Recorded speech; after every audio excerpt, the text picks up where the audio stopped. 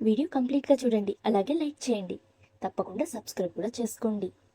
దాంతోపాటు బెల్ సింబల్ని టచ్ చేయండి. నోటిఫికేషన్స్ అన్నీ ఆన్లో పెట్టుకోండి. అలాగే మీ ఫ్రెండ్స్ అండ్ ఫ్యామిలీకి ఈ ఎంటర్టైన్మెంట్ని షేర్ చేయండి. ఇంకా వంటలోకి అయితే వెళ్ళిపోదాం. నాకు ఉల్లిపాయలు కోయడం సరిగ్గా రాదు, అందుకే పాయ తీసుకుని కోస్తున్నా. ఇలా కోస్తే నేను ఇవాళకి నూడిల్స్ వండినట్టే అని మమ్మీ తీసుకుని కోయడం స్టార్ట్ చేశారు. నేను పడేసిన ముక్కలైతే ఏరేసుకుంటానమ్మా బాబోయ్, ఎందుకన్నా మంచిది. తర్వాత ఉల్లిపాయలు, క్యారెట్లు, క్యాప్సికము, మిర్చి ఇవన్నీ మమ్మీ కోసేస్తున్నారు. చూసారా నూడిల్స్ ఏంటో చిన్న చిన్ని ముక్కలుగా ఉన్నాయి. మీకు అర్థమవుతుందా? ఈ క్రెడిట్స్ అన్నీ మా నాన్నమ్మ గారికే ఇవ్వాలి. ఎందుకంటారా, నూడిల్స్ మా తాతయ్య తీసుకొస్తే ఏంటి ఈ చుట్టేసి ఉండలాగా ఉన్నాయని చెప్పి మొత్తం ఇరిపేసి పౌడర్ చేసేసారు. సో ఇంకేం చేస్తాం, ఏదైతేనే అలా వదిలేలేం కదా, వండుకుందామని మొదలుపెట్టాం.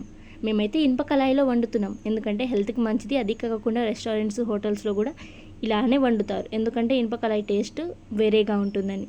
సో 2 eggs అయితే తీసుకున్నాము. అవి కాసేపు వేగాకి వెజిటేబుల్స్ వేసుకుంటాము. వీడియో లైక్ చేయండి, ఖచ్చితంగా చివరి వరకు చూడండి, 2 minutes ఉంది కాబట్టి.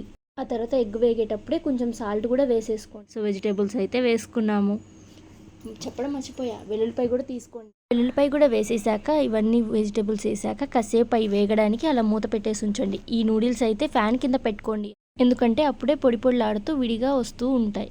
ఆ తర్వాత వచ్చేసరికి సాసులు రెడీ చేసుకుందాం. ఈ గ్యాప్లో chilli sauce, soya sauce, tomato ketchup 3 ఒక బౌల్లో తీసుకుని ఫోర్క్తో కలిపేసుకుని నేనైతే పక్కన పెట్టేసుకుంటున్నాం. ఆ తర్వాత వచ్చేసరికి అవి కాస్త వెజిటేబుల్స్లో, నూడిల్స్లో వేసేసుకుని మిక్స్ చేసుకోవడం ఉంది.